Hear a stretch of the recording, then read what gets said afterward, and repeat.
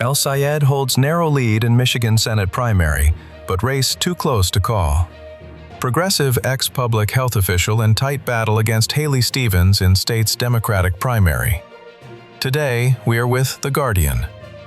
Subscribe to Arco Chronicle, leave likes, comments, and share this video on social networks. All the best. Vitaly Arco was with you. The marquee race for the Democratic nomination for Senate in Michigan remained too close to call on Tuesday night, with Abdul Elь-Saїd, a progressive former public health official, holding a narrow lead over Congresswoman Geylі Stevens. The battleground state is crucial to the party's hopes of winning back control of the Senate in November's midterm elections. The winner of Tuesday's Democratic primary will face the Republican nominee, former Representative Майком Roджерсом, in November, to succeed the retiring Democratic Senator Garі Pітерса. Hundreds of restless Elь-Saєd supporters remained at the election watch party at the Majestic Theater in Detroit, as his lead over Stevens remained at a few percentage points. Minutes before Elь-Saєd was due to take the stage for a speech, the streamer and new Democratic kingmaker Hassan Piker, alongside the Democratic nominee for Philadelphia's 3rd District, Chris Rabb, entered the main auditorium to hear Elь-Saєd, flanked by cameras and ecstatic supporters. Nearby, an energetic Stevens took the stage at her election night event in Detroit, where she tempered expectations of a result before the end of the night. "We knew that this was going to be a close race, and that's exactly what we've got," she said. "But friends," she said, to loud cheers from the room, "I am feeling good about this race." Elь-Saєd, 41, built a grassroots campaign statewide on a message of universal health care and getting money out of politics. Stevens, 43, cast herself as a pragmatic problem solver and saw her campaign boosted by tens of millions of dollars in outside spending, including from groups affiliated with the American Israel Public Affairs Committee, AIPAC, the pro-Israel lobbying organization.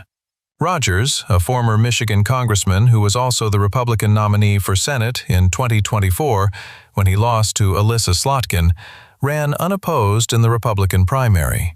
Mallory McMorrow, a Democrat who dropped out of Michigan's Democratic primary race in July, said it was vital for the party to come together after a bruising campaign to help the ticket win in November.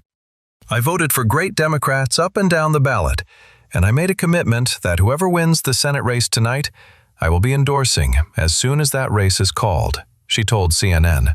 "I will be headed to their election night party to show we all come together after whatever happens tonight, so that we can be a team as we head in November." With ballots still being counted, the results in Michigan and in 4 other states holding elections, including Kansas, Missouri, Virginia, and Washington State, were coming into focus. Jocelyn Benson, the Democratic Secretary of State, will face John James, a Donald Trump-endorsed congressman, in the state's open governor's race after Gretchen Whitmer faced term limits. James has denied the results of the 2020 election, where Joe Biden won. Most recently, alongside Trump at a rally, James claims Trump had won Michigan 3 times.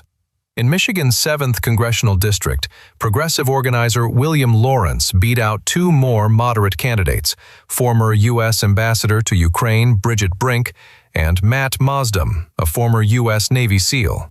Lawrence secured an endorsement from Bernie Sanders, the progressive Vermont senator. A challenge to the incumbent Representative Sri Thenadar in Michigan's 13th district by Detroit State Representative Donovan McKinney remained too close to call. In Missouri and Washington State, the Democratic establishment struck back, blunting a string of progressive victories.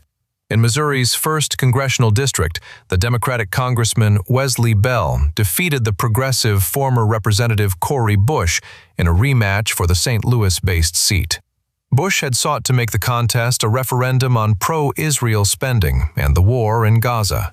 When we think about all of the division that we hear, I think it is important that we focus on what this place can be, Bell said after his race was called. Meanwhile, in Washington's 3rd congressional district, Blue Dog Representative Marie Gluesenkamp Perez fended off a progressive challenger in her battleground district, prevailing in a crowded all-party primary. She will face Republican John Braun in November. Missouri voters also rejected an amendment that would have required citizens' initiatives to pass in all congressional districts, rather than by a simple statewide majority.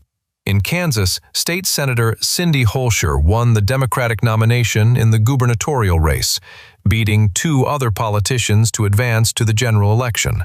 And in Virginia, Shannon Taylor won in the 1st Congressional District, and Elaine Luria won in the 2nd Congressional District, in wins for moderate Democrats.